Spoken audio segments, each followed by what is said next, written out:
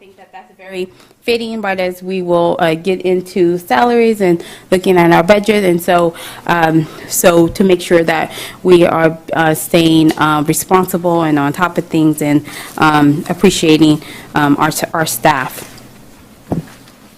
With that, that's all I have for now, right, as we open up our meeting, and I'll turn it over to our superintendent for district celebrations. Thank you. Just a few logistics to start the meeting.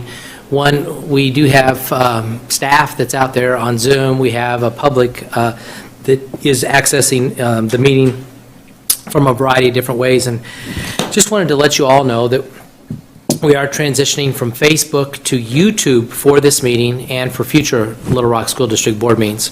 This is actually in an effort to better serve all stakeholders of the Little Rock School District for our board meetings, to make them more public, and we're utilizing our YouTube page and discontinuing using Facebook as one of the hosts.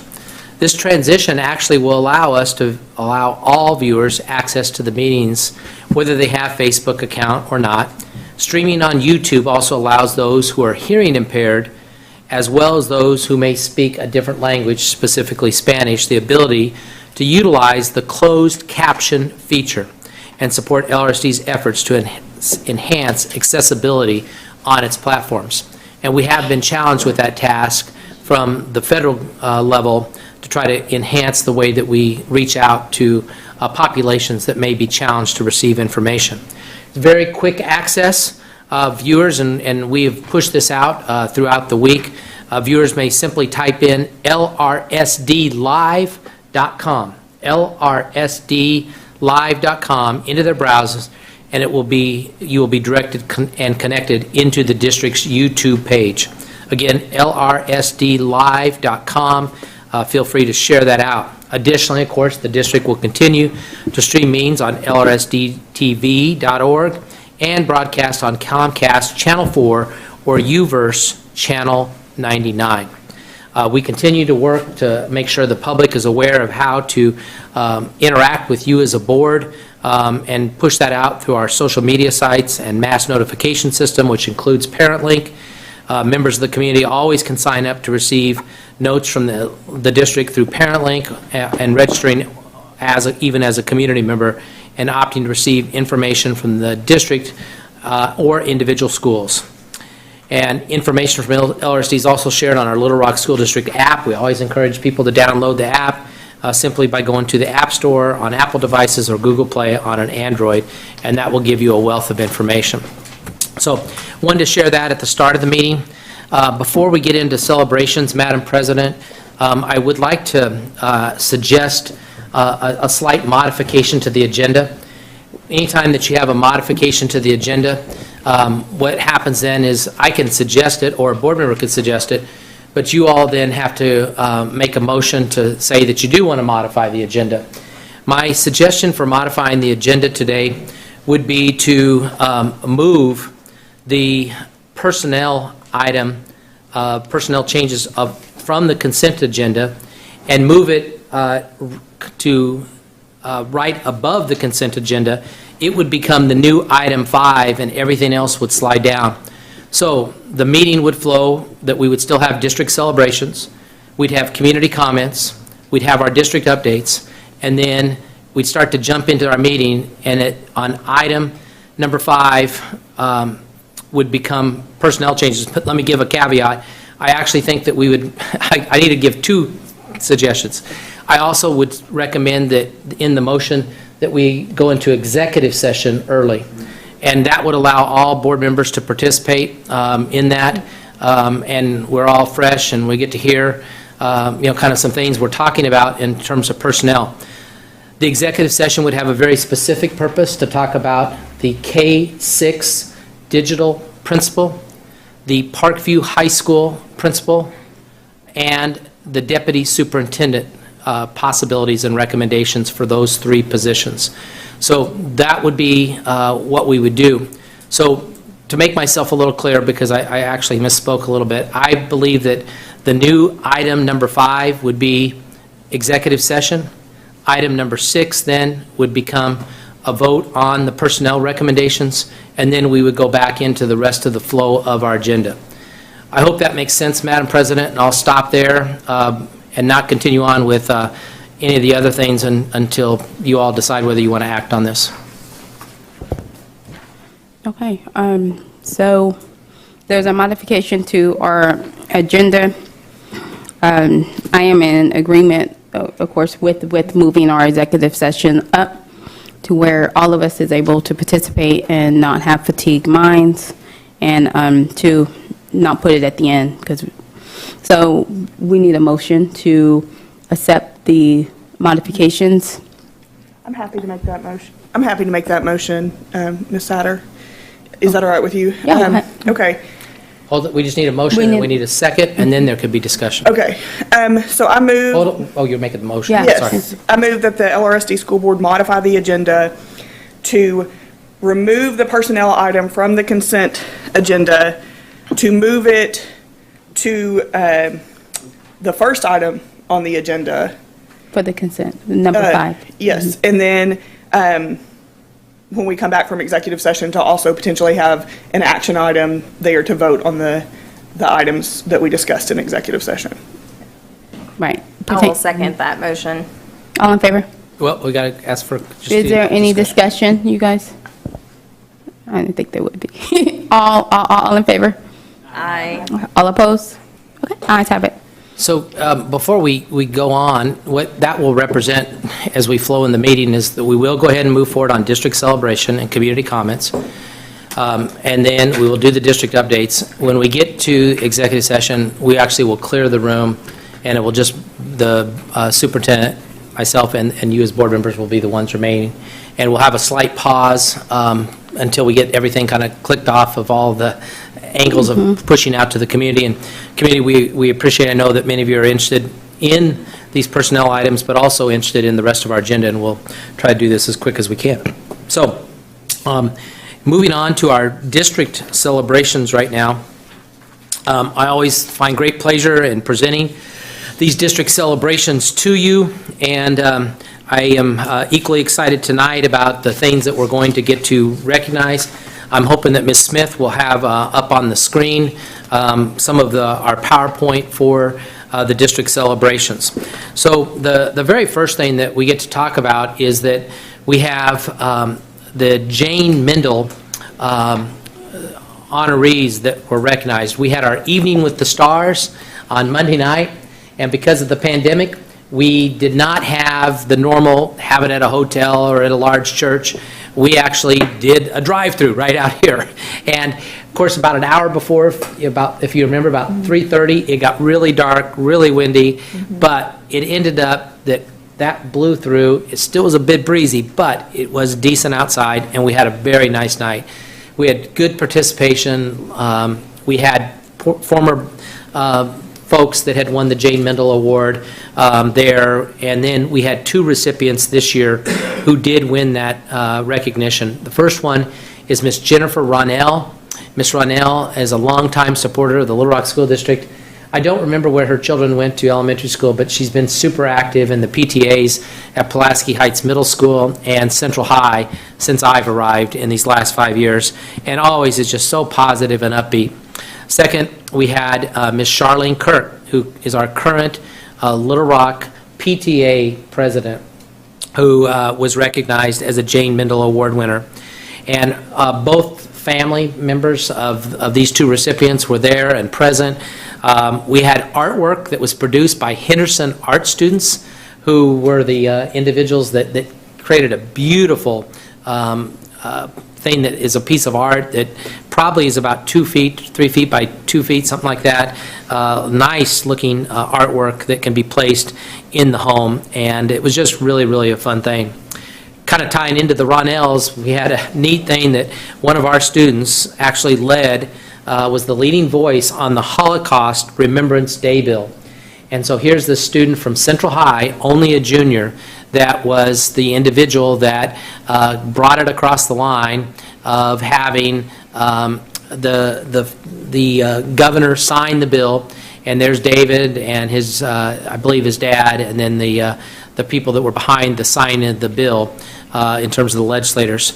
I see it looks like Senator Hester, and I'm not sure I know the representative that might be, I don't remember her name, I apologize. But anyway, a great opportunity here of a young man making a difference and really pushing out that we've got to do the right things and teaching history for Holocaust. Next up is our state PTA award recipients, and our state PTA actually recognized Central High. They actually won 3 awards. They had the most outstanding PTA, the communication award, and also the safety award. Next, we had a variety of winners that came in the art competition. Of course, we're always loving the fact that we get to represent academics and then athletics, but art is equally important. Look at the long list of winners that were recognized. And, of course, we want to give a special shout-out to Shankul Lohakari, who won the best painting in the Governor's Young Art Competition. And overall, Central won 50 awards in this competition in a really tough year, so extremely proud of them. Next, kind of a collage of winners from Central High on a variety of different things. The first, you might remember these 2 young ladies that are in the upper left-hand corner. They are young ladies who have been in front of you before, Anu and Amna, who are recognized by UMass for their research, which is really tremendous. You go down into the, kind of just drop down to the next level, and you can see students winning $6,400 prizes from the Arkansas State Science Fair. And so we're excited about that. We had 7 finalists who went on and will compete at the national level, and 4 were best in the state for individual awards. So outstanding in terms of the State Science Fair. The third award is Central brought home, get this, the National Brain Champion for 2021. He now goes on to international competition, and this is Yashwant Gokaran Kandi. And I hope I pronounced his name correctly. I probably didn't, but I gave it my best shot. And he is moving on, and he is a national champion for the Brain Bee. So we're extremely excited about him. And then last, our debate team, and most of you are aware, Central has an outstanding reputation for debate. And again, they have upheld that reputation and won numerous state honors, 7 state titles, and Little Rock Central was the runner-up in nearly every other event in which they earned the state title. So they did extremely, extremely well. I want to point out that today is Earth Day, and that fits in that we had the City of Little Rock and Little Rock School District tied into our Community Schools Initiative to transform schools on the grounds of 2 of our community schools, and that's at Booker and Stevens, into natural filled green spaces. I actually got notice that this may actually encompass all 4 of the current community schools, and so maybe Mr. Smith and Dr. Barth can share that more, but these enhancements will be awesome to provide more opportunities for children to connect to the natural world, enjoy healthy, active time outdoors. And Little Rock was, as a city, was one of only 10 cities chosen throughout the country to receive this level of support. Our Educators Rising effort, meaning that we're trying to groom people to eventually become teachers, is off and going. 2 young ladies that really helped us with this is our Teacher of the Year, even though that was 2 years ago. We always say our Teacher of the Year, Miss Stacy McAdoo. Miss Poet, I know Miss Sandrika Morning is probably her buddy. So Stacy McAdoo helping out on this, as well as Pamela Chris, that they were the ones helping lead this. We actually had 4 high school students who won 1st through 3rd place. They were recognized for writing children's books and for their speaking and presentation abilities. One of these students also was recognized with a special award for resistance and persistence, and you can see that was Kiana Lawrence. And you see that there's a lot of Southwest high school students that were recognized here, as well as some Central and Parkview students. So we're very excited for their efforts, and this speaks well of our up-and-coming professionals for education. Next, I believe we have a slide for the Economics Arkansas. This was a part tied to the stock market game, and so we're very excited about going to different places. Terry Elementary, we had a young man that we got to recognize, Alexander there, that Alexander was a individual that's a fifth grader, and on his own, on Fridays, he worked with the gifted and talented teacher at that campus and at Forest Park in tandem to work with them, but really on his own. He raised over almost near $500,000 in a 10-week span on work on the stock market game. Now, obviously, this is fake money, but if any of you want his name or his tagline, we will give that to you so you get some stock market advice. He invested in a Japanese firm. He went into a discussion about it and told us how he actually bought it, sold it, and bought it back again at a later time. So he's really a pretty wise guy, and he won a cash prize. We gave him $125. It was the first time he'd ever received a $100 bill. He was pretty excited.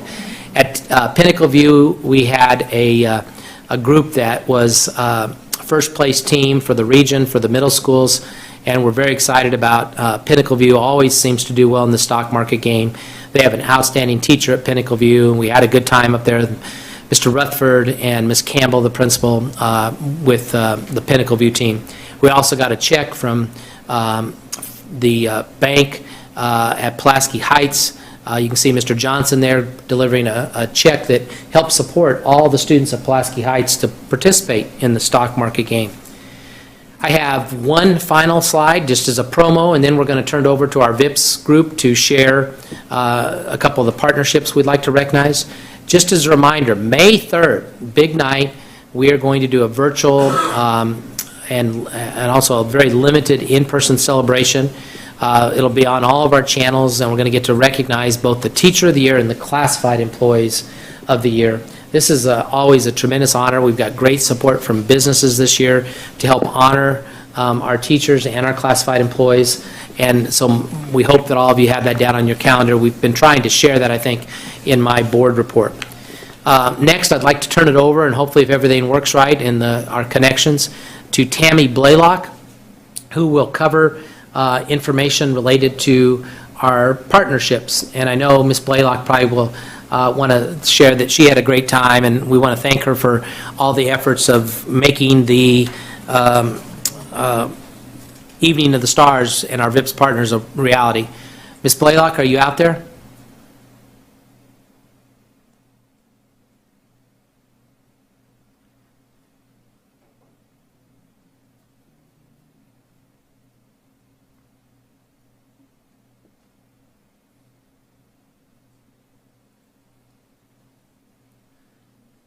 Dr. Owa, can you see her in that chat, or? Yes, I'm sending her chat.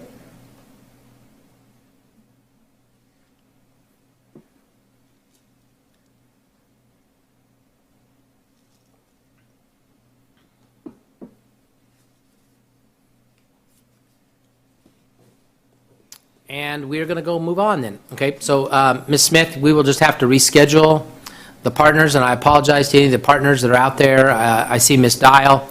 Ms. Dahl, was it your group that was going to be recognized? If you can unmute.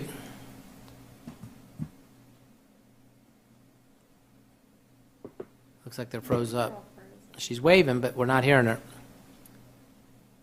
Okay. Yes, sir, it was. We were going to formalize our partnership with Emmanuel Baptist Church. Well, would you please just share a little bit about that then? Thank you for being with us, and we'll go with you sharing the partnership.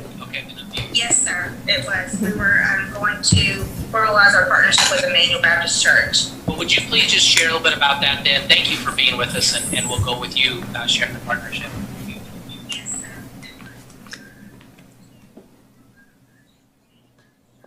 Pam, it sounds like we're getting some bad feedback right now. Is he speaking with me as well, Pam? Yes, sir. Or yes, Ms. Blaylock, he was trying to get us both on. Okay, great. I will be more than happy to start the recognitions because I know y'all have been patiently waiting, and I'm excited to share. But before we start, I would like to say that I'm still celebrating. I'm still celebrating big because we had our volunteer recognition this past Tuesday, and we recognized 65 award nominees and winners. And so I would love for y'all to take the opportunity to visit the district website And just in the search box, Google for the VIPS Award page. It will pull right up. It will show you all the highlights of our event. Just remember that we have had a very difficult year this year, and we have so many wonderful volunteers and partners who supported us getting through that. So just take the opportunity to say thank you and appreciate these folks because they give so much of their time and energy to our cause. So that brings me to tonight's recognitions, and I thank you for being patient for this because we want to give them the opportunity to introduce themselves. The first partnership I'd like to introduce is Emmanuel Baptist Church and McDermott Elementary, and I know Principal Pam Dahl is with us tonight, and I know, Pam, you are excited to have Emmanuel as part of your McDermott family now. Tell us a little bit about the partnership. We are so excited about the partnership with Emmanuel, and they have been helping us so much this year. They reached out to us back in the summer about doing a socially distanced kids club on our property, and then they treated our students with Kona Ice as they came back to school. They brought school supplies and also staff bags of snacks to begin the year and have treated our staff throughout the year to various treats. They also invited our students to a holiday mall where they could shop. There were particular families that were identified as being able to participate in this service. And then also throughout the year, our families have been invited to participate at City Center. So it's just been wonderful, and we're looking forward to this weekend when we will be able to have a time to spruce up our grounds.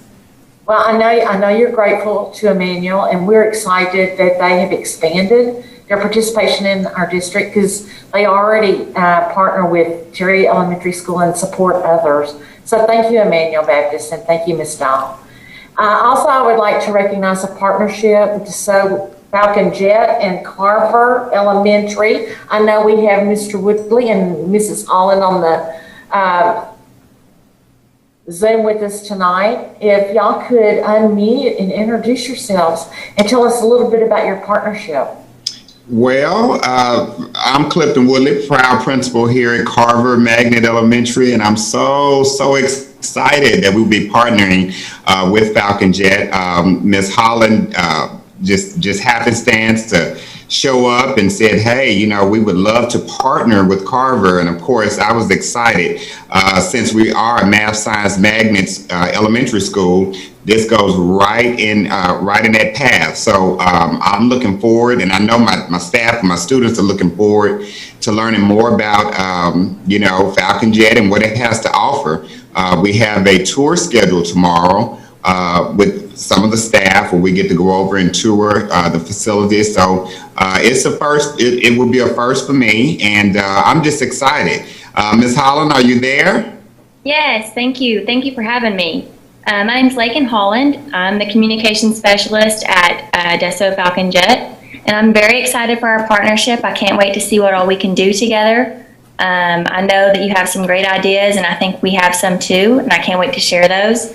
And we're very excited to host the tour tomorrow, and hopefully we'll both learn some things. Absolutely. Absolutely. And I just thank you so much for reaching out because, again, it does take a village in education. And so I do appreciate everything that you all have done so far. Thank you. Absolutely. We are so excited about these two new partnerships.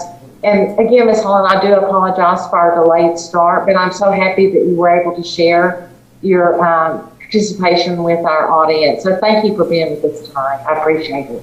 Thank you for having me. And that's our partnerships for tonight. So thank you. And be sure to always recognize these individuals and let them know how grateful we are. Appreciate you. Thank you.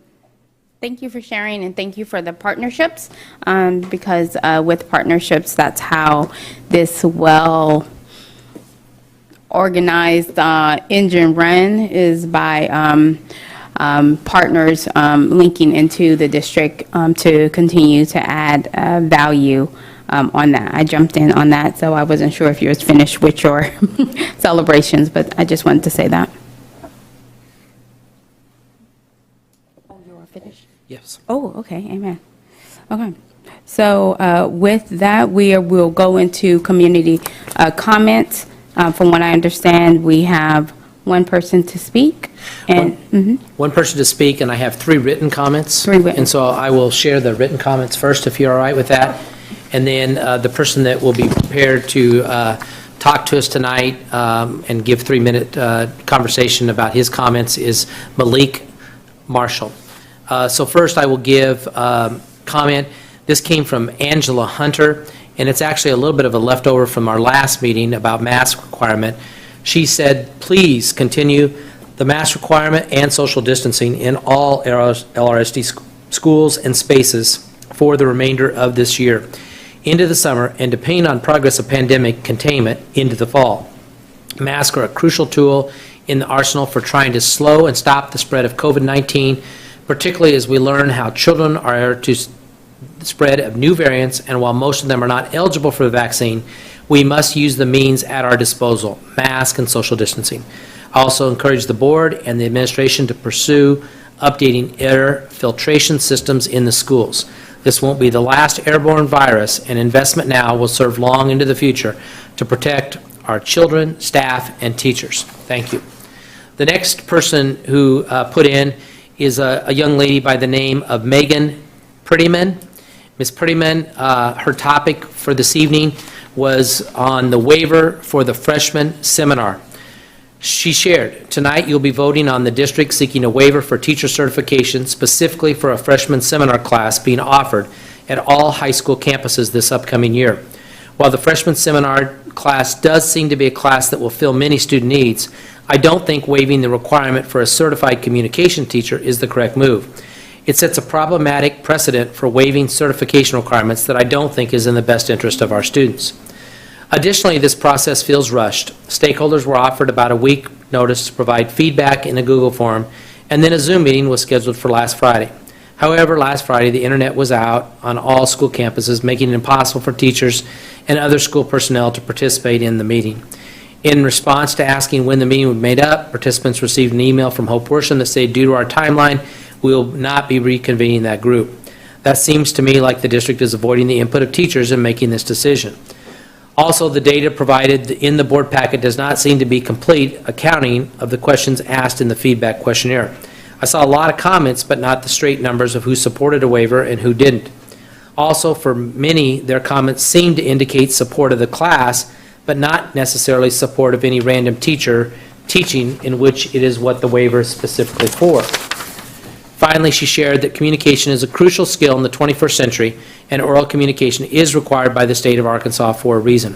This is something that not just anyone can teach with a high degree of success. I, as a social studies teacher, would never try and teach a math class. I'm not qualified. I'm also not qualified to teach a communication course. Though, if this is the waiver granted, I could be put in a position where I do have to teach communications. This is not fair to our students and is not fair to our teachers. The last comment that we received in a written form was from Renee Rogers, and her topic was related to teacher planning and PLC. What she shared is the wording of the PPC document under Section 3, under the headline Planning Time Procedure, appears to limit the opportunity for PLC collaboration during the school day. So she's sharing a concern in that specific section. As always, staff will follow up with these individuals as appropriate, and we will make these available to our public, the comments, and also to you as a board. Finally, we do have, Madam President, one person that would like to speak tonight. I don't know if you enlisted a timekeeper. Is Ms. Wilson doing that? Mm-hmm. Okay. And Mr. Marshall, are you out there?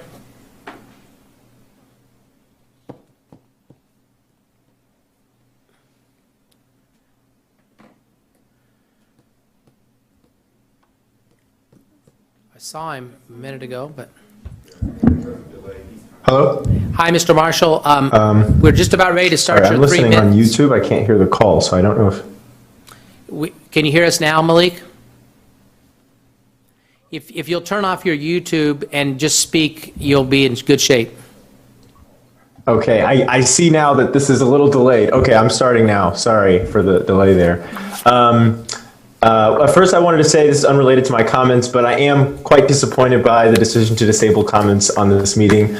But I digress. Thought that was important. But anyways, I also, a lot of my comments are directed at Mr. Barth and the community school plan. I'm not sure if he's on the call right now, so maybe we'll send him a video after or something. Before I begin, I wanted to say thank you to Mr. Barth and to the city for the proposal and their interest in building community schools in the LRSD. I think community schools provide a really amazing framework for achieving what many of us consider to be the most important thing in any community, which is democratic decision-making and accountability. But on that note, I do want to point out a few concerns about the plan proposed in tonight's agenda. I think many in our district, especially working class families and people of color, and particularly because I can speak to seeing this firsthand, Black folks are rightfully wary of new plans that don the language of democracy and accountability because we've just been burned so many times on this. And so for me, the most obvious concern is just the sheer lack of information. I'm not quite sure where the hiccup is, like whether it was with the city or the administration. But this is the democratically elected school board of Little Rock School District. They were elected as representatives of the people for the first time in 6 years, I might add. And this $500,000 plan is being presented in footnotes. And I wish that was an exaggeration, but it is seriously so short. If you're watching, like, open up the agenda and look at the first few pages, like, it's footnotes. There's not even a formal agreement between the district and the city about the plan. There are currently 3 agreements outlining certain aspects of the plan, but as far as I can tell, the board hasn't even gained access to those documents. I just don't know how the Little Rock School District is a part of 3 memorandums of understanding, and the Little Rock School Board hasn't even seen them. This is supposed to be a community school. The plan describes surveys and focus groups, and sorry if I sound like a broken record. I hope Mr. Barth doesn't take this personally because I'm sure he's cool, and if the board remembers, I gave them the exact same spiel at the last meeting, so it's not personal, but what surveys and what focus groups? How were they selected? How many people participated? How did you ensure underrepresented communities had a voice in these groups? These questions matter. The district and the community deserve to know these things and have a voice in this process. Community schools are a great name, but you need to prove to us that you've done the work. And again, I emphasize that the name of the project is community schools. The entire point of this is to be by and for the community. Personally, I think everything the district does needs more community input, like this chat thing from today, but especially this one. This is community schools. So Mr. Barth, please, I'm asking you, don't make this another top-down initiative that dictates what's going to happen to parents, teachers, and students. We need a systematic, structured, transparent plan to ensure that this time is different. And maybe you already have that, but if that's the case, then you got to show us because we've been burned too many times to rely on goodwill. And I will just beat this drum. I'll probably beat it at every meeting, democracy and accountability. Without that, I just don't know what the whole point is. And I want to emphasize again to Mr. Barth that I do really appreciate his work on this, and I have no intention of making you look bad or anything like that. And I've actually heard that you're putting a ton of work into this project, and that really matters. So I'm just trying to look out for my community. So thank y'all, and I hope I didn't go too long. I can't really hear anything. Perfect timing, Mr. Marshall. Thank you very much. Your 3 minutes are over.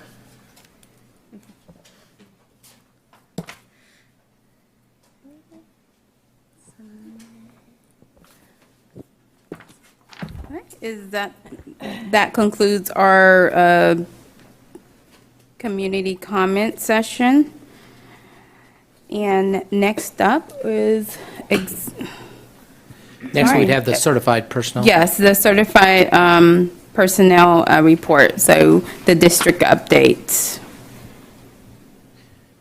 Our first person should be Miss Austin.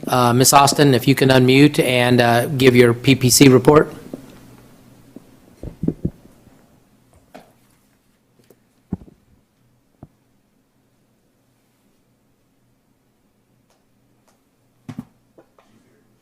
Oh, she's kind of person.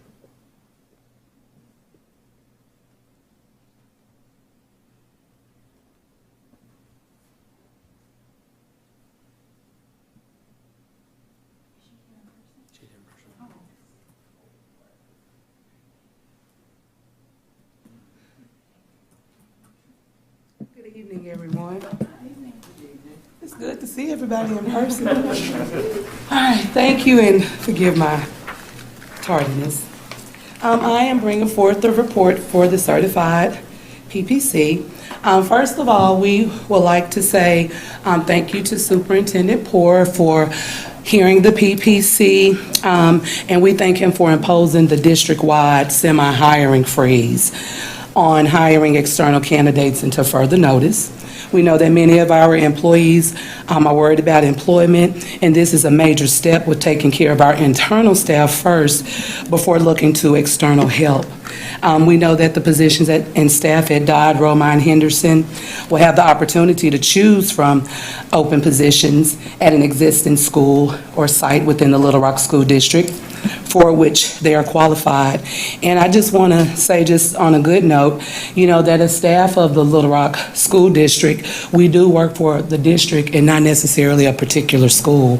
So I just kind of wanted to reiterate that because I've had some concerns from different people. And so, of course, the process will be managed by the instructional leadership team, who will work with HR and the CFO offices. My next point is our PPM update. Over 3 weeks ago, the proposed personnel policy manual draft was shared to all schools and certified employees for their information. We have committees. We had a committee that put the personnel policy manual together, and the manual was distributed for the review to all staff. And I only received a few questions of clarity. The first concern was in Section 1, under number 4, procedures for notification of assignments. Yes, in the PPM, teachers can be assigned 4 preps, and teachers who will be compensated if they have more than 4 preps, or if they even teach more than 150 kids. It will likely not occur. It may occur for those classes that may be in high demand. For example, a Spanish 4 class or a Spanish 3 class, where you may only have 2 or 3 students in that Spanish 4 class. They may be brought in with a Spanish 3 class. And so, but it shouldn't happen that much. It'll only happen if there's not enough teachers to cover that particular subject.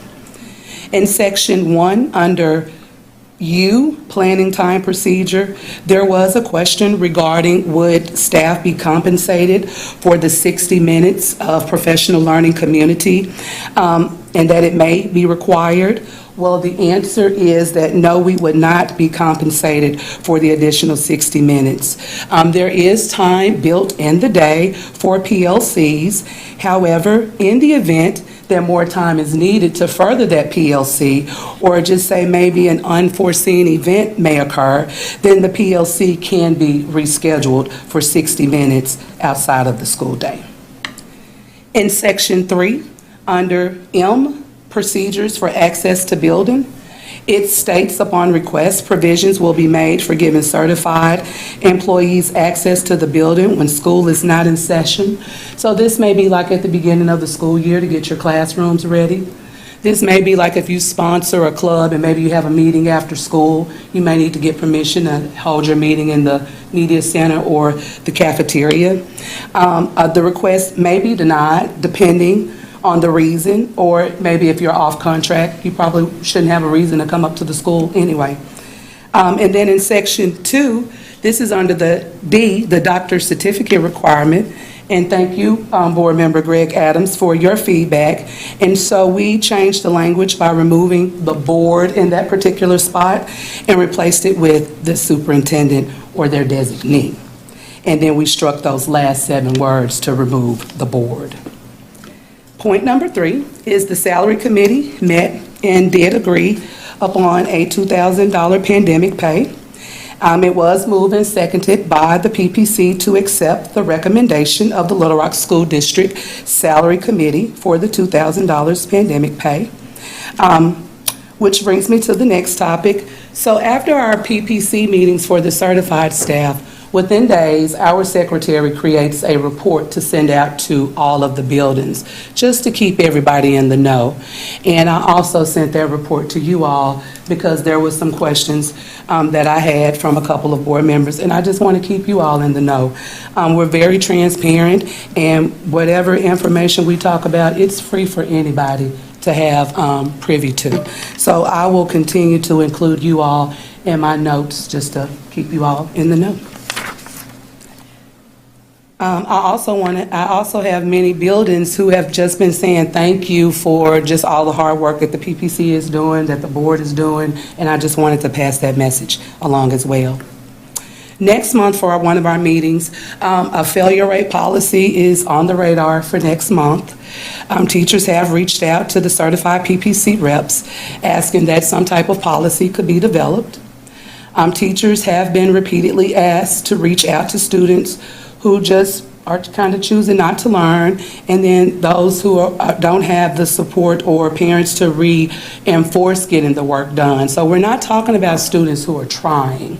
We're talking about students who just say they're just not doing it. And so we want to look at a possible failure rate policy, what is needed to plan and hold students accountable. There are teachers that are actually still grading and modifying work from the first semester with no deadline or student accountability. And lastly, for my report, back in February, I did send an email to our PPC administration, and I asked them if they would, I requested from them to send you all 2 proposals. One was for the Continuous Improvement Committee. That is a proposal for building levels committees, and what it does is it's a building level committee that ensures that certified employees' voices are heard at the building level. It's to share and to collaboratively solve building level issues. If we have a continuous improvement committee, then every single thing does not have to come through the PPC. Some things can just be dealt with on a building level. Another proposal that I asked them to send was the Professional Education Association Responsibilities and Privileges proposal. We say PEA for short. We know that we have 2 professional education associations. We have the Little Rock's Education Association as well as ASTA. And with a PEA and the responsibilities, we know that membership in professional education associations, it is vital to the professionalism of the district's certified employees. It's the ability to transact official business on campus, which is where the majority of a lot of the certified people spend their time, is at work. So it's critical to be able to share information in implementing professional practices. So I do hope that it will come before you soon, but the PPC have been asking me, and so I just want to let you know that we do have 2 proposals that we would like for you to take a look at when you do get a chance to. And that does conclude my report for the certified PPC. And if you have any questions, I'm available. Yes, ma'am. Policy comment you just made, because I was thinking about something when we get to the student handbook of our policy. So can you just elaborate a little bit, because you were saying something about students that just... The failure rate policy. Yes. Okay, so that was one that was just brought up at our April meeting by a few employees and staff. And so we were just kind of looking to see what we can do for students who just aren't trying. Because there are lots of students who are. But I mean, as a middle school teacher myself, I have students who just say they don't want to do it, that are at home, that are, that are virtual. And I even have kids who come to me after school just so I can teach them how to navigate and submit assignments, because part of it could be that they honestly don't know, and then part of it could be that they just don't want to know. So we just want to be able to have some accountability there for students who just don't want to. I have a question on, hi. Yes. How are you? And you look lovely, by the way. I love Thank your purple hair. I love how you look. So anyways, that's, a question on students that may appear as not, as choosing not to be engaged. So that does get into home life. Because I heard you say virtual students, it's more virtual than, well, these are my words right here. It seemed like it's more virtual students than it is in-person students, so. Yes, it does. Okay. It is. And so with the pandemic, the separation of overall school life, because we understand that in school, that is where a lot of our children develop, not only academically, but socially. Is there a way to gauge that it is not a neglectful, I don't want to do this, but it could be a deeper root cause to that is causing them to be disengaged, perhaps It could home life. very well be. Sometimes if the parents don't know how to work certain things, it's hard for them to teach their children. We are very grateful for the credit recovery that we have at the different schools, because one thing that I can say about Cloverdale is a lot of our virtual students who were not doing anything, they are now coming to credit recovery, which is what I do after school. So we are trying to make sure that they are coming, so some are coming virtually, and then we have those who are virtual but come to the after-school credit recovery program so that we can help them to get back on track. Yes, ma'am? Oh, going back into your statement, I understand you said that you can have 4 preps without compensation. Yes, ma'am. And they agreed to that? Yes, ma'am, because what it basically boils down to is that it's only going to be a separate prep, AP classes, pre-AP classes, that will be considered a separate prep. So this would only be in rare instances where those upper level classes, they don't have anyone to teach those upper level classes, or if they might have to combine one of them. I understand that, but what I'm saying is, even though you're not, I mean, 4 classes is 4 classes. There are different things that are at different levels.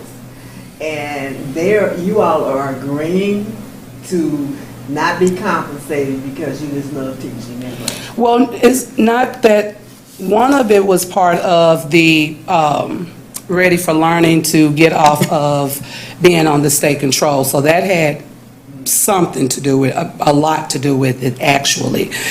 Again, it's not going to be in every instance.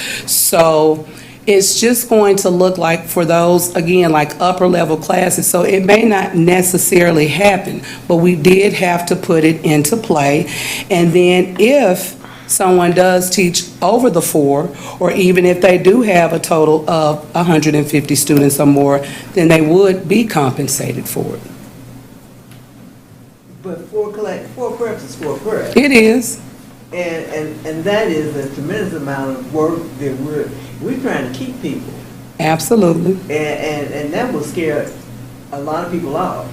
It will. They knew that they possibly could have 4 preparation periods where you have 4 different classes where you have to organize 4 different classes. What if you had all 4 of those classes on the same day?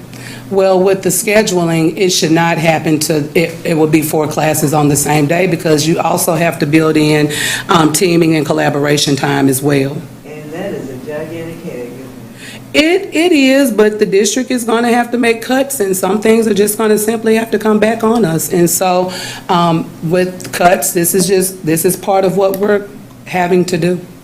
And so your people are agreeing to this? Yes, ma'am. Ms. Austin, will you be here later when we discuss the personnel procedure manual that's before us, or would you like us to, if we have a question about that, ask you now, or do you want to? It doesn't matter to me, whatever you choose to. We had a comment earlier that said that in that, and I tried to write it down, but it was a question about whether or not that proposed manual is limiting, I believe it was TLC time. It said under section 3, the wording of the PPC document under section 2, planning time procedure, appears to limit the opportunity for PLC collaboration during the school day. And I just wondered if you could respond to that for us, since it's something we'll be addressing later.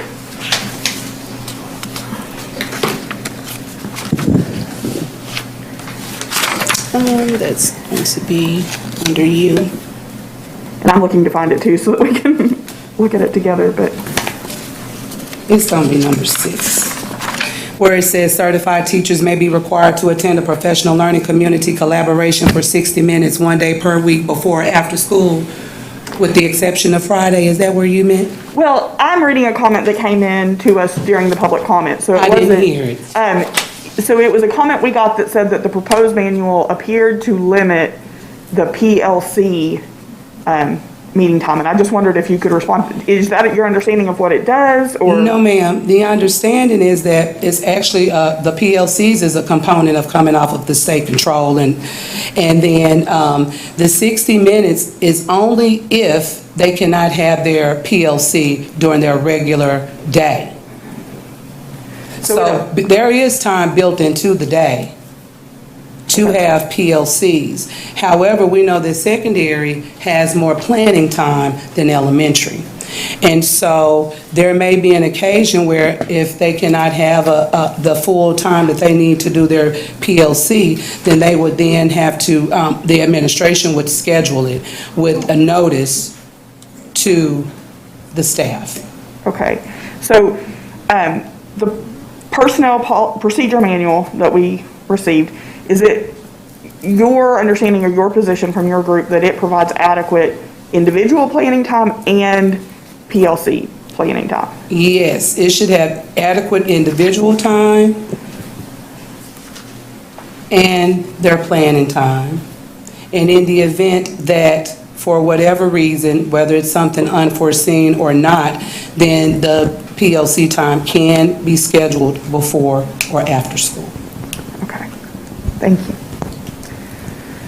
And Ms. Austin, we are going to get to this later on down in the agenda. So even with that question and you leave and you think of something else, you're able to. I'll hop on the line and then I'll be on Zoom if you all have further questions. Good deal.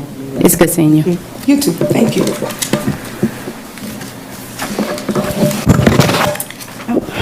Okay, so up next, we have Ms. Jordan Easton for our classified personnel. Good evening. This is so different in person. Nice to see everyone. You picture everyone a certain way on the screen. Very nice to see you. I won't be as long this evening. Thank you very much. I do want to let everyone watching know, and all of you tonight, that our classified PPC has worked diligently with the communications department on our second annual, I believe that I have that correct, Classified Employee of the Year program. So we're really excited about that. And just to remind everyone who's listening and or watching that tomorrow at 5 p.m. is the last day, that is the deadline to make a nomination for a Classified Employee of the Year. We are awarding 8 different awards for, and I'll just quickly go over the groups: Safety and Security Department, custodians, Transportation, Maintenance and Operations, Secretary General, the Health, which will include our nurses, OT, PT, mental health, child nutrition, and also our paraprofessionals. And just like our Certified Employee of the Year program, each winner of these categories will also receive a $500 bonus amount and also a trophy. And just like the certified program, we will have one overall winner out of the 8 winners who will then receive $1,000 plus another type of award, I believe another trophy. So one winner could receive an overall $1,500, and that is a huge deal. So we are excited. So just remind everyone, please nominate anyone that comes to your mind. Last month, I failed to, I did tell you all that we had 2 new classified PPC members, but I failed to mention their name, and I realized that after I spoke, and I did want to take the time to do that tonight. Beverly Pollard is our new classified PPC member for transportation. She is a bus driver. And then we also had Jennifer Kaufman. She is our new classified PPC child nutrition member, and she is a child nutrition manager. So I just wanted to recognize those 2 members by name. And lastly, I do want to, we do have the salary compensation resolution item on the agenda tonight for an action item. And I did want to point out that on this resolution, the classified PPC committee, on the second page, you will see on that, and you don't have to turn there, but there's a second bullet added. It's a red bullet with 2 sentences, and the classified PPC voted for or recommended that the administration add that language into the document, and we're very excited to see that in there. The classified PPC committee feels like this language makes the resolution equal and more equitable to all employee groups and not just teachers. We felt that the bullet, the very top bullet on the second page, I'll read it to you really quickly. It says, increase Little Rock School District's teacher starting salaries within a 3-year phased-in approach, resulting in a starting salary of at least $48,000 by July 1st, 2024. And then it went on to mention other items, but there was not anything about the non-teaching employees. So we recommended to add also a second bullet, increase Little Rock School District's non-teaching employee salaries within a 3-year phased-in approach, resulting in an equitable, and that was the biggest word from the classified PPC that they want me to express to you, equitable. They also want me to express to you that it has been more than a decade since these groups of employees have received any type of raise. And they also want me to please let you know that they fully support our certified staff receiving an increase as well. They just ask you that whatever is signed and approved, it's just equitable across the board, and they're not forgotten about. And I think that's all I have. Thank you. Thank you. Appreciate it.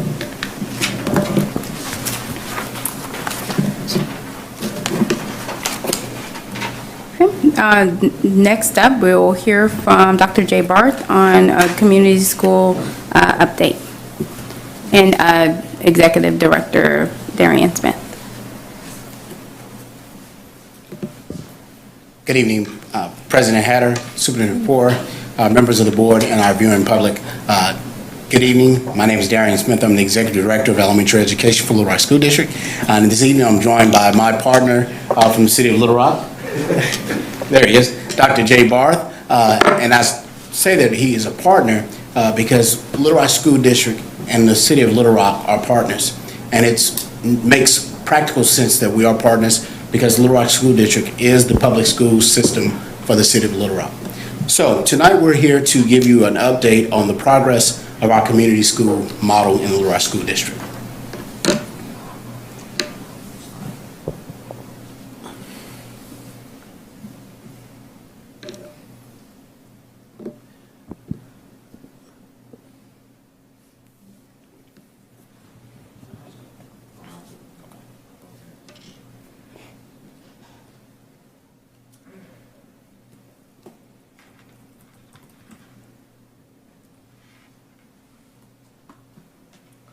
All right, our progress as of February of 2021, things that have taken place since then. We've instituted our school pantries, and our pantries at our school sites for Washington, Watson, and Chico are funded by the Emergency School Pantry and Food Box Program, which is being administered by the Arkansas Food Bank.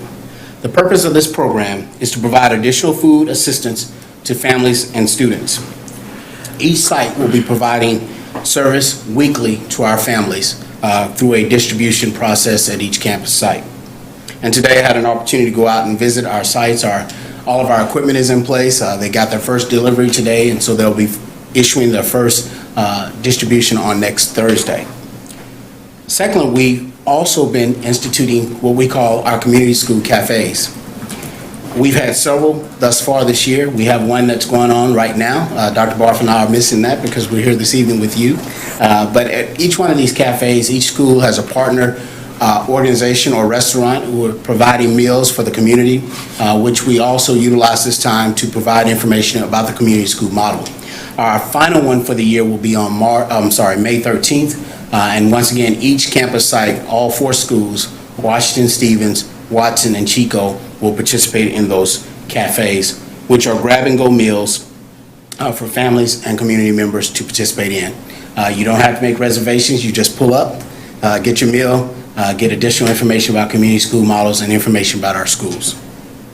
We've also have an opportunity next week to start our telehealth pilot at Washington Elementary School.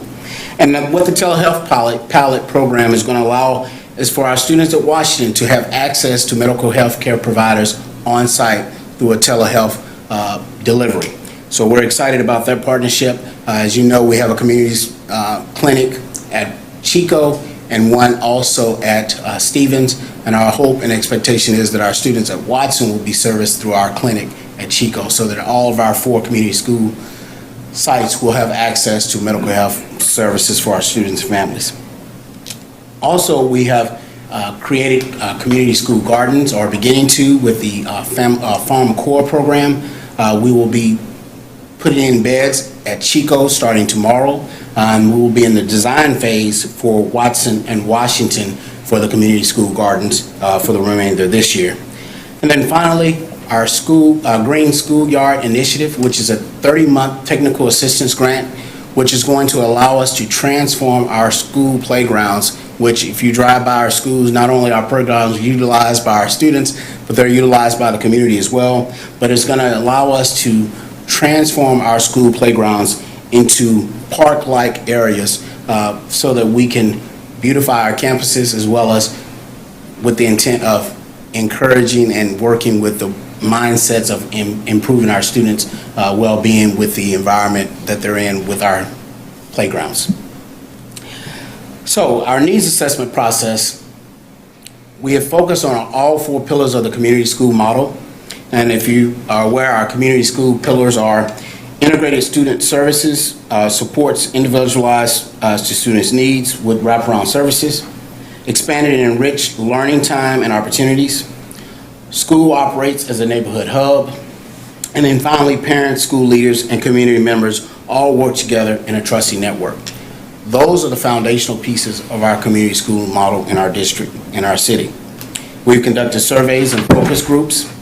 Our community schools have begun to formulate their school councils, where they will have an advisory committee at their building level, which will help guide the work around the community school model at each individual site.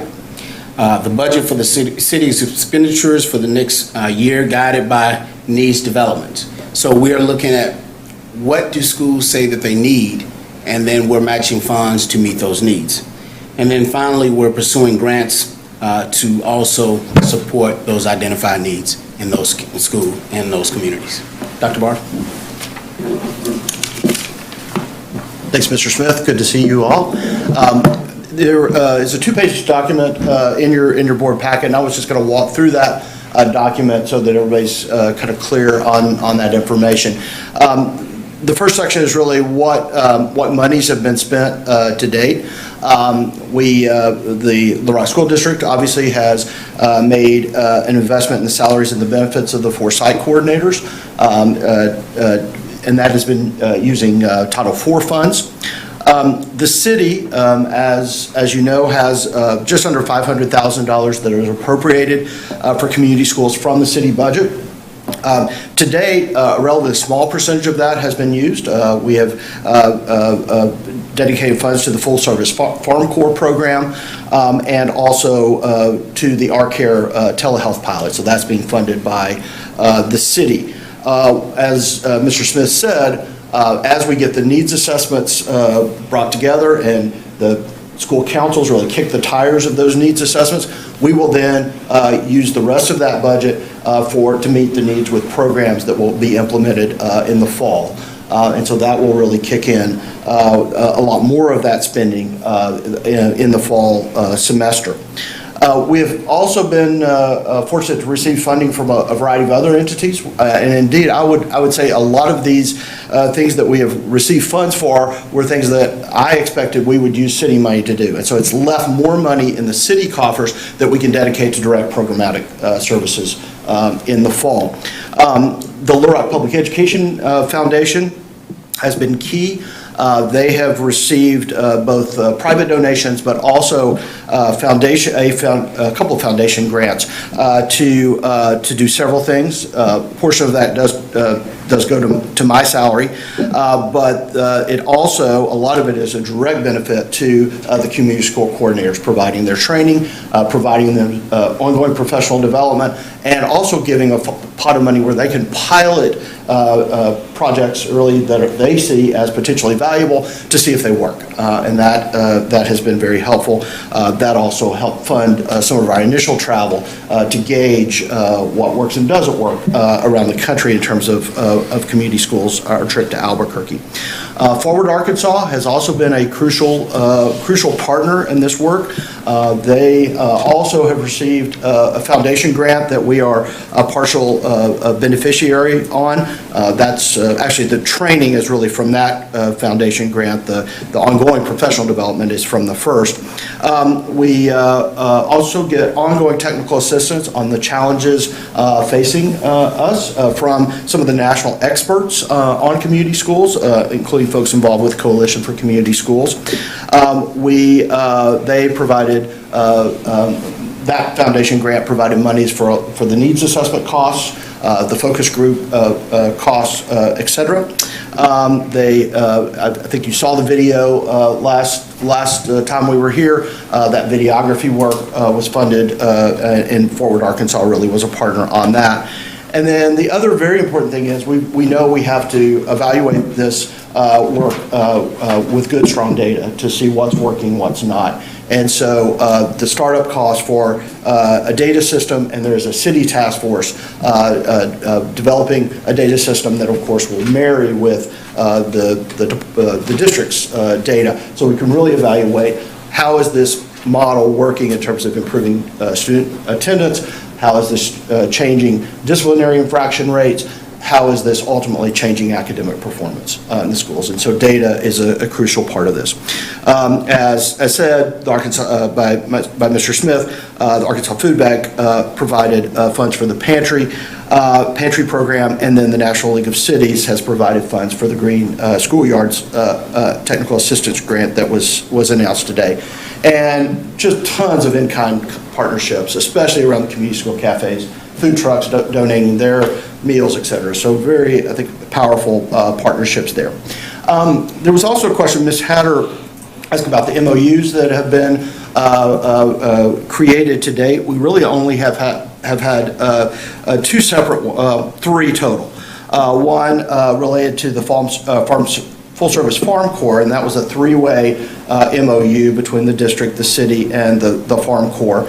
Our care, we kind of learned some lessons on that first MOU that was overly complicated. It was easier to break things apart because the city was just paying the money, and the real relationship between the district and the outside entity. And so the district has a relationship with our care that is codified for this pilot through an MOU, and then a very simple MOU with the city where we're basically just saying we're covering the cost of that for this year.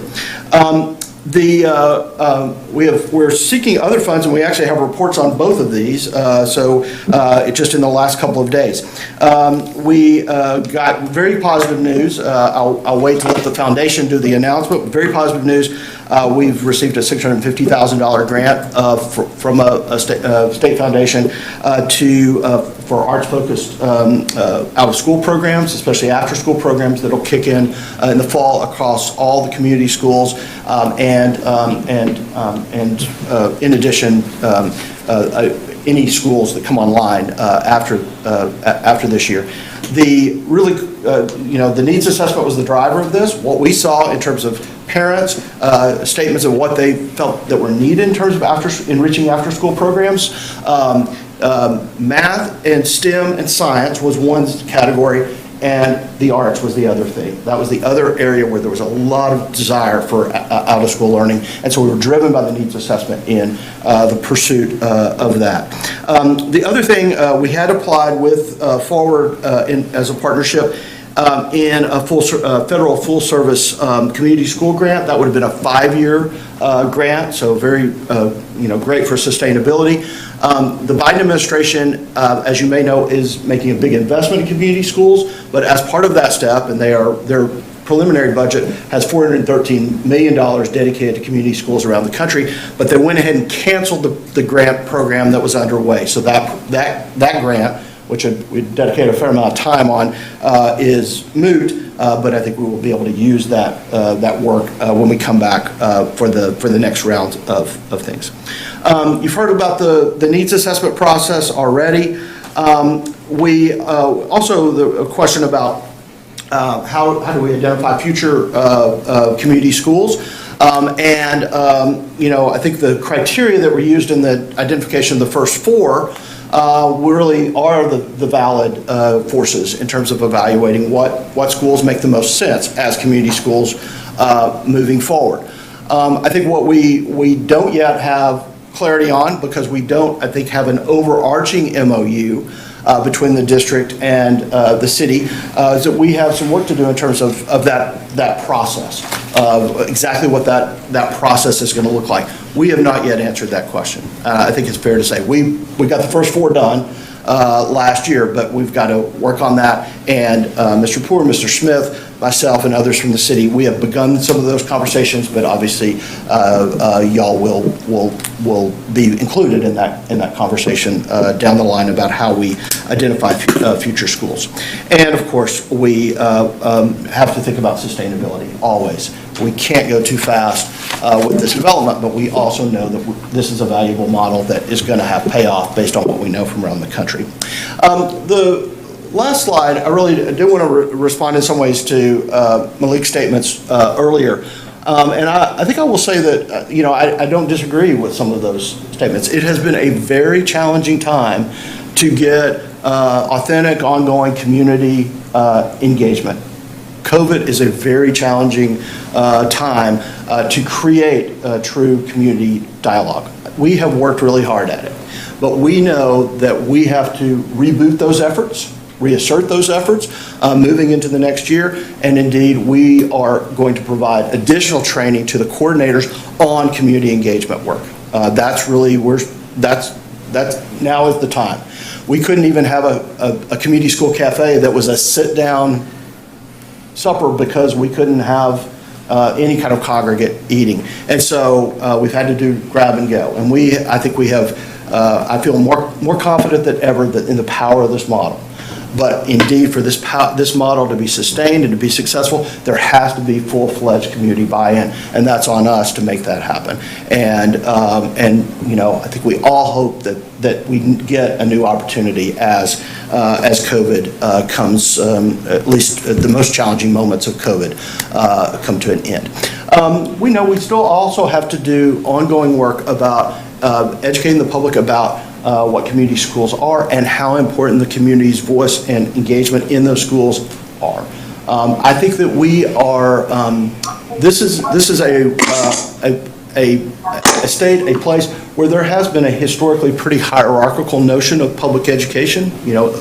Folks at the top make decisions. This is a very different model. This is a flatter model with the voices of the community, teachers, staff members, et cetera, really mattering. And so we've got to educate folks on how important their voice is in making this model work for the long haul. So I think we're glad to answer any questions that you all have. Board, do you have any questions? Director Adams. Thank you, Dr. Barth. I just want to ask a question about the food pantries. I noticed in the report we had 3, but I know we have 4 schools. So could you comment on that? Yeah, Stevens Elementary has a longtime food pantry that they have had in place. It's a partnership with the Unitarian Universalist congregation, and that actually was super helpful in terms of, they had already kind of learned a lot of lessons that we were able to then use as we created the pantry programs at the other schools. But that's why. And so over time, we will certainly continue to support Stevens in that work if they need additional assistance. But that was not needed in this case, which was really fortunate. Okay, great. So just to be clear for us and also for the public, all 4 will have food pantries. Yep. Thank you. Any other questions? I have several questions. Thank you, Dr. Barth. And I've got 4 topics, but I may have 1 or 2 questions on each topic, so bear with me a little bit. But can you, just point of, Yes. Can you break them up in 2 so we could go around and we'll put you back in the queue? Wonderful, that would be great. First is the input process, and you've talked about the needs assessment. Going back a couple of years when we first started talking about community schools, I had the privilege of being involved in some of those meetings. And one of the things, and I personally wrote in praise of Mayor Scott based on his assurances that they would do really strong outreach to get that input and not expect people to come to us. Because if we, I also had the privilege of hearing from really skilled people like Dr. Laura Danforth, who talked about the fact that if we have an event and people come to us, we're only getting the input of the people who are able to come to events like that. And we need to search out people for whom the system failed, the people who really have had some trouble. So I just wanted to ask you, about the commitment to that kind of outreach going forward. Yeah. Totally agree. I mean, this process this year, and I think it's important to recognize this is just the first iteration of a needs assessment. For a community school to work, you have to have nonstop needs assessment, right? But for this time, considering the challenges we were facing with COVID, we used the tools that we had, and those were, of course, online tools, using, communicating with parents through class dojos, all the kind of variety of mechanisms. We also had the community school coordinators who sat in the lines as parents picked up students and gave them a pad so that they could do the needs assessment there. We did a variety of things. I think we could not go out and go door to door. It was just, we were not in an environment where that was safe for anyone, but I think that's the kind of outreach that does need to happen. We also did certainly, and if you've been able to go to a community school cafe, I think that cafe experience does reach beyond kind of the usual suspects in terms of engaged parents, and I think it's going to create an ongoing opportunity for really getting good input. So I think it's fair to say we were deeply conscious of it. We did the best we could. We were limited by the context in which we were carrying out this initial work, but I want to just emphasize it's initial work. Okay, and I'll do my second and then I'll stop and we can move on and then I'll get back in the queue. But the other one was about the MOU topic that you touched on. Is it, and I don't want to put you in a position to speak for Mayor Scott or, speak on something that you may not have a formed position on. Do you think it would be helpful for us between the district and the city to have a full-fledged MOU that covers this entire topic? I think it would be helpful. Other cities that have community school models where there are partnerships between a government, whether it's a county government or city government, and a district, there are overarching MOUs. And I think that does provide ongoing stability. We don't, who knows whether Mayor Scott's going to be around, whether I'm going to be around, whether Mr. Smith, Mr. Poor, any of us are going to, any of y'all are going to be around. And so, I think to provide certainty and stability to the model, that's very, very helpful. I think it's also helpful to be sure that there is, ongoing transparency about decisions that are made.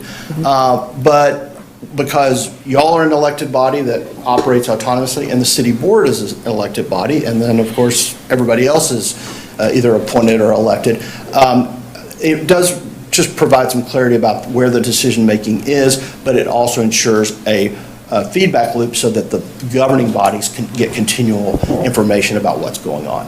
So I am a pretty big fan of that. We started conversations on that topic very early on.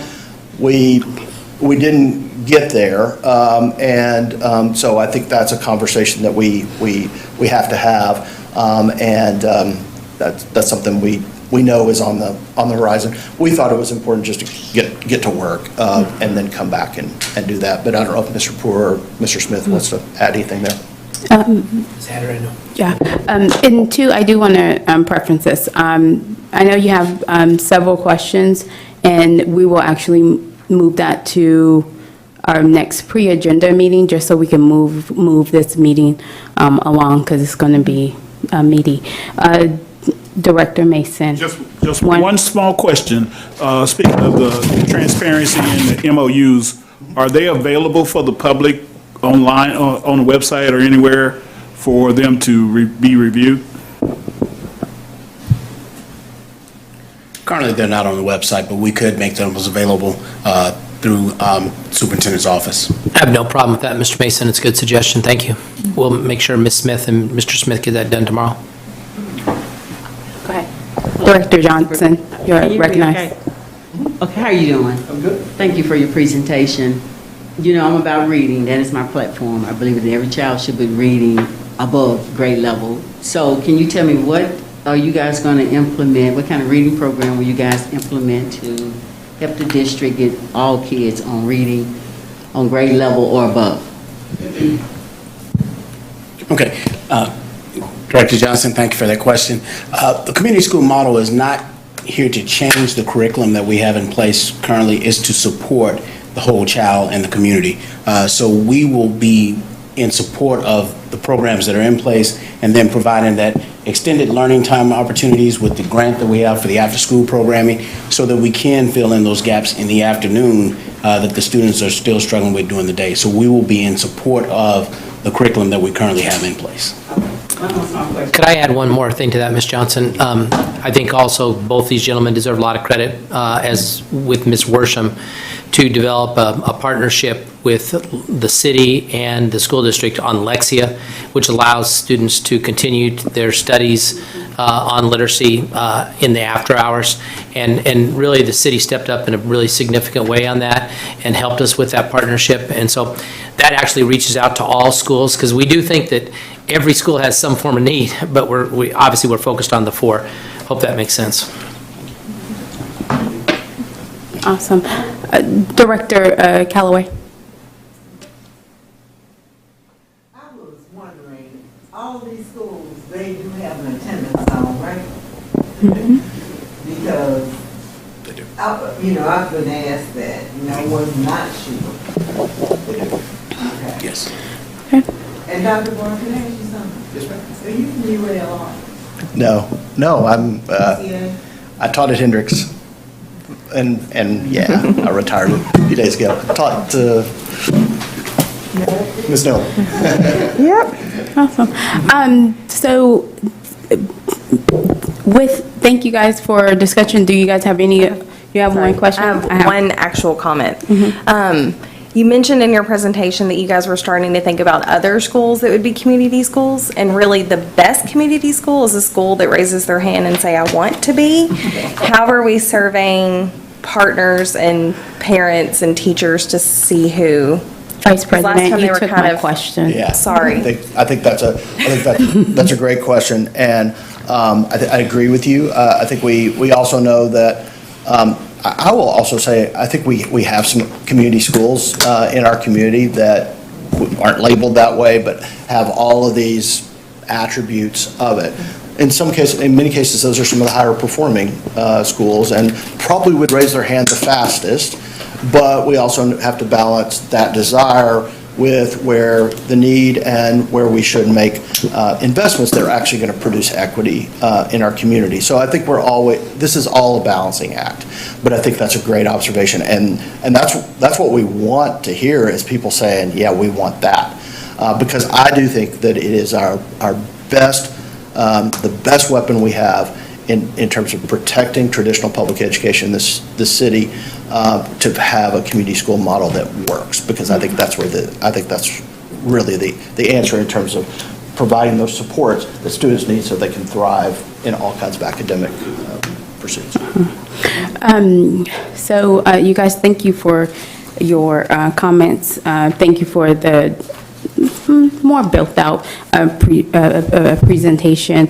As you guys know, our children, particularly poor white, brown, and black children, melanated children, is a passion of mine, because typically we are the ones that's left with great ideas experimented on, or not always receiving the best, and but then we're used for other things. So I do appreciate you presenting the information, some of the information that I have asked for, and to put our MOUs that are in place that we haven't received yet public, to where we all know what the expectation is, what is going on, and I haven't spoken with the board about this, but as president, I know I'm able to put together a committee to where it has district staff, community students, as well as, of course, our city of Little Rock. And so tonight, I do want to propose that we put together a community school process team, not necessarily to look at the process to implement and tell you how to implement community schools, but looking at the overall details of the process of how we got to this point. What is the process written for? What are the commitments? Who's doing what? How is all these things working? Because we all cannot fully, from an in-depth level, talk about community schools, even some of our community schools. So with that, I will be talking with our board as well as our superintendent and, of course, the city, adding UJ into that, to where we, as the district, from the board level, have a more like an oversight to look at the process. And then, as VP Wilson said, as far as identifying schools, typically schools apply to be a community school, and we're not telling them that they're going to be and then trying to fit it, but truly having community buy-in to where we have that sustainability, because they're a part of creating their school the way that they see fit. And I understand COVID, but we also understand we have in-person students when there's contact with our families. And so, and this is a conversation that had been going on for a couple years. And so we could have started that groundwork early instead of bringing them in on the midstream. So with that, just to be clear, I do have actually a question, and it's probably for our staff attorney, with the policy for 1.2 on committees.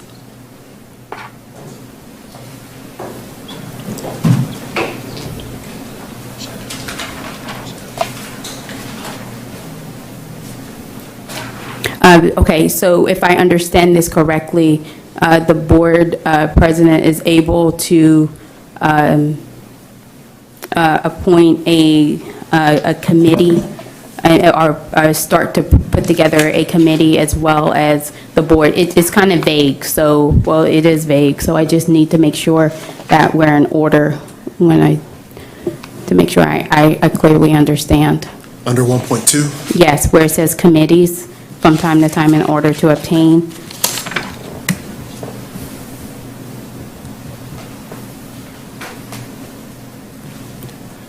I'm believing it's talking about committees of the board, but I can dig into that. Which two? That is what it would be. It will be a committee of the board, and then, of course, we'll be able to appoint, whether it's obviously a teacher from a PPC or the LRA, or a parent, student, of course, community member. Then we'll have our city involved. But I just wanted to make sure that I was understanding that. Student, of course, community member. Is that how I sound? Okay. Okay. So I was just making sure that I'm understanding that correctly, right from a board level and not a district level, or I believe any. so, yes. Okay. Mr. Smith.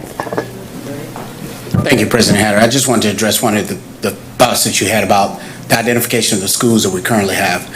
When we initially approached the schools, there was a school that opted not to become a community school. So it wasn't a situation where when we approached them that they had to. So they were given the option of becoming a community school or not. So we did have one school that declined to be a part of this. So I just wanted to clear that up, that we didn't force ourselves upon them. It was an option for the schools. Yes, I did understand that, but typically schools apply, they apply, they're not, it goes either way. But, so with that, right as we go forth, and then we will look to, and I'm just saying it because we don't need a motion to do this, to create a committee, more like an oversight, to look at the process, to make sure that we understand how we got to where we're at, as well as where we're at now, where are we going, looking at MOUs, and making sure that we're all on the same page. So, Superintendent. Yeah, Ms. Hatter, I think that, there's your suggestion of putting this on the May pre-agenda, but would allow board members to give input on the committee, and we can kind of create a framework together to package that so that everyone can have it in advance, some pre-thoughts, and that'll get us set to go. Yes, that is what I was saying, that yes, we agree. Thank you for your presentation. And two, with the PowerPoint wasn't in our packet. We had the Word document of, so can we get the PowerPoint sent to us, and instead of putting from this point forward, instead of just saying city, can we actually put the city we're talking about, Little Rock, to where it's no question about which city? Okay, I'm speaking about how right in our packet, where it says new spending, it just says city. And it's not on letterhead, so we don't know who created it. So if we could just spell out what's what, and so it's just for a transparency, and so everyone is on the same page. But you guys already know that I'm a big proponent, and I care about community schools, and community schools really does work, especially when it's put together correctly. So I'm all for community schools. Thank you both so much for all your hard work. Thank you. Okay, thank you. Okay, so with that, we are moving into,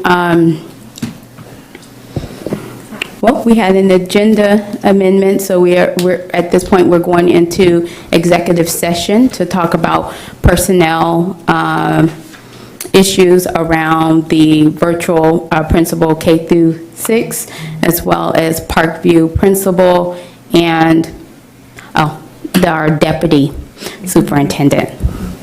So, position. President Hatter, I move that we go into executive session for the purpose of discussing the personnel changes noted in the board packet, specifically a principal for the Digital Academy, principal for K through 6, the Parkview High School principal, and the deputy superintendent. Thank you. Okay, and all in favor, it was seconded by Director Johnson. Any discussion on that? All in favor? Aye. Any opposed? All right. And we'll give it a few minutes to clear out and go offline. I'm going to stand just so I can get my legs.